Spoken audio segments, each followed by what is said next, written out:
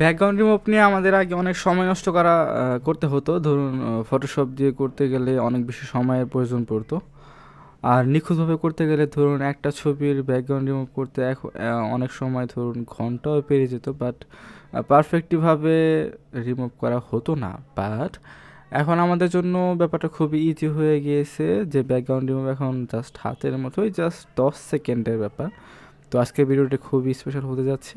তো দেখুন জাস্ট কীভাবে আমি জাস্ট 10 সেকেন্ডে একটা ছবির ব্যাকগ্রাউন্ড রিমুভ করে ফেলি।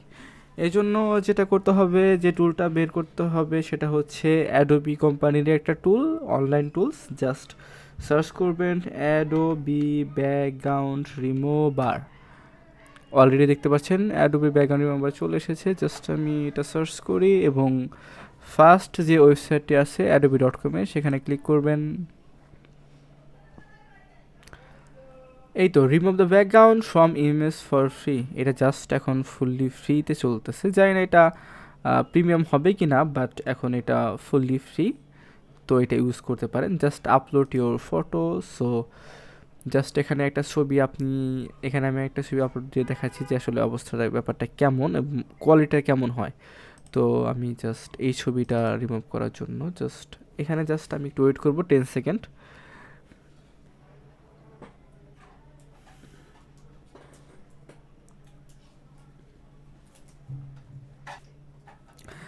এবং দেখতে পাচ্ছেন যে রেজাল্টটা কী লেভেলের প্রিমিয়াম, জাস্ট একদম পারফেক্টলিভাবে কিন্তু এটা জাস্ট হয়ে গিয়েছে। এবং জাস্ট এখন যেটা করব, জাস্ট ডাউনলোড করব।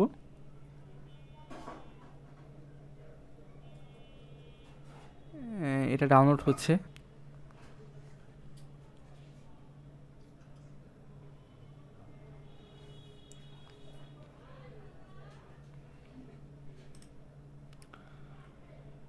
দেখতে পাচ্ছেন যে এটা কিন্তু আমার ফুললি পারফেক্টলিভাবে হয়ে গেছে। আমি চাইলে এখান থেকে ফিল্টার, ব্লার এবং কালার অনেক কিছুই কিন্তু করতে পারবো। তো জাস্ট আমার সেটা দরকার নাই। জাস্ট আমি যেটা করব হচ্ছে, এটা পিএনজি, জেপিজি, পিডিএফ আপনি চাইলে যে কোনো কিছুতে সেভ করতে পারেন। তো আমি এটা ট্রান্সপারেন্ট ব্যাকগ্রাউন্ডে সেভ করতে যাচ্ছি।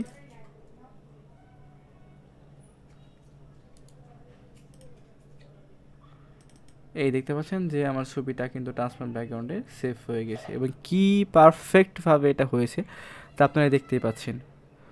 তো আপনারাও এখন থেকে এই টুলসটা ইউজ করতে পারেন। এটা অ্যাডোবির একটা টুলস এবং আপনাদের আশা করছি এই ভিডিওটির মাধ্যমে আপনারা যে বিষয়টি শিখলেন সেটার মাধ্যমে আপনাদের অনেক সময়কে আপনারা বাঁচাতে পারবেন। তো যদি ভিডিওটি ভালো লাগে তাহলে অবশ্যই চ্যানেলটি সাবস্ক্রাইব করবেন। আর এরকম নিত্য নতুন ভিডিও পাওয়ার জন্য পাশে থাকা বেল আইকনটি ক্লিক করে রাখবেন।